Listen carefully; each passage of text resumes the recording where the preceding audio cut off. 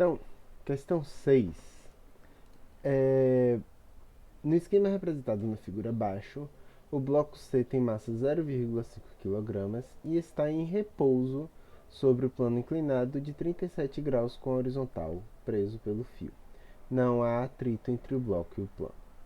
Então, a primeira coisa aqui, nós temos um plano inclinado, tá certo? Então, relembrando aqui nossa aula sobre plano inclinado, vamos fazer aqui um desenho aqui. Então, se eu tenho um plano inclinado, um corpo que está aqui nesse plano,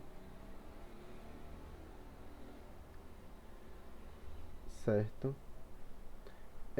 Ele continua sofrendo a ação da gravidade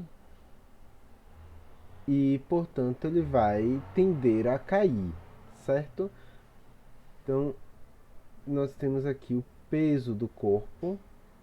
Lembrar sempre, gente, peso aponta para baixo, vertical para baixo. Peso é sempre vertical para baixo. Então, aqui nós temos o peso do corpo, tá? Só que esse peso aqui, ele está inclinado com relação ao plano.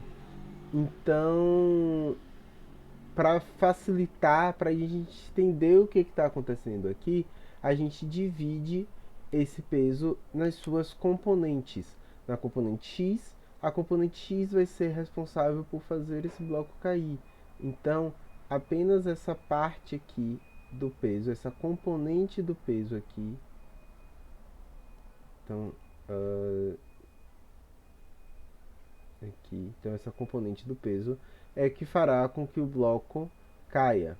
Eu tenho uma outra componente do peso aqui que está apoiada na superfície, que vai ser o PY para cá, certo?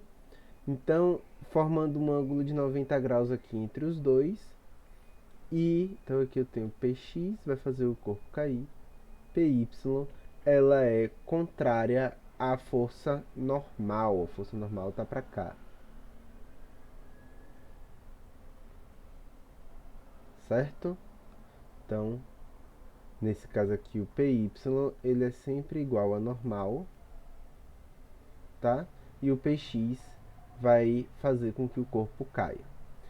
Esse plano ele tem uma inclinação θ.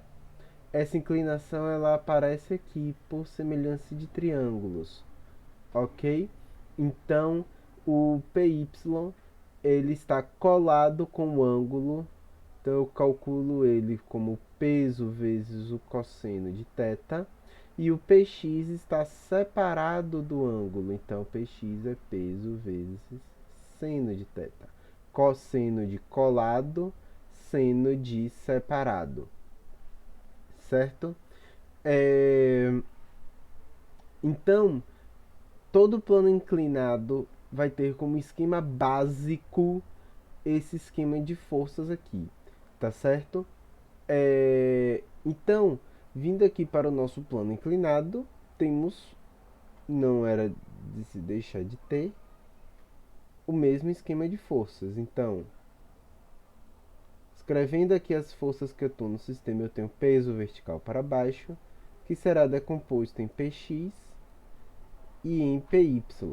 O Py eu não vou colocar aqui, porque como não tem atrito, ele vai se anular com a normal, então eles somem aqui, tá certo?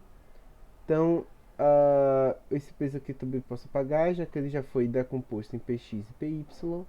Então, Px faz com que o bloco caia, e na corda você tem aqui uma tração, fazendo com que esse corpo fique preso, parado, em repouso. Repouso significa velocidade igual a zero. E ele mantém-se assim. Então isso aqui é um estado de inércia, onde a resultante das forças, então para a letra A resultante das forças é igual a zero. Por quê? Porque o corpo está parado. Então, inércia resultante das forças é igual a zero. Ou então você pode pensar também que a aceleração aqui é zero. Se o corpo está parado, se a velocidade não muda, a aceleração também é zero. Então, a velocidade constante significa aceleração igual a zero.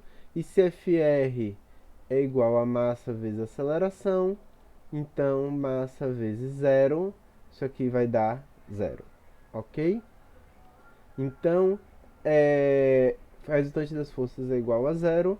Resultante das forças, tudo que ajuda menos tudo que atrapalha, que não faz diferença o sinal que você vai utilizar, tá certo? Eu vou chamar o Px de positivo e a tração de negativa.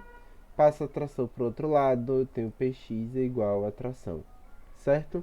Então, como é que calcula Px? É o peso vezes o seno do ângulo, vai dar o valor da tração, que é o que eu quero. Vou só inverter aqui os lados, então tração vai ser peso. Peso é massa, 0,5, vezes a gravidade, 10. Então, 0,5 vezes 10, vezes o seno, que é 0,6. Então, isso aqui vai dar 0,5 vezes 10 é só correr a vírgula, dá 5. 5 vezes 0,6 vai me dar 5 vezes 6, 30. Então, com uma casa decimal, 3 newtons. Certo? Então, a tração no fio é de 3 newtons. Que é o mesmo valor do Px, inclusive. Tá certo? Então, na letra B, cortando-se o fio, ou seja, a tração deixa de existir, qual a aceleração adquirida pelo bloco? Então, se na letra B a tração deixa de existir, isso significa que agora Fr é igual a massa vezes a aceleração. Minha força resultante é somente o Px, que é igual a massa vezes a aceleração. Px nós já calculamos aqui, é peso vezes o seno de θ, vai dar 3. A massa é 0,5 vezes a aceleração. Então a aceleração aqui vai ser 3 dividido por 0,5. Dividir por 0,5 é a mesma coisa que multiplicar por 2, tá? Porque 0,5 é um meio, conserva o primeiro, multiplica pelo inverso do segundo.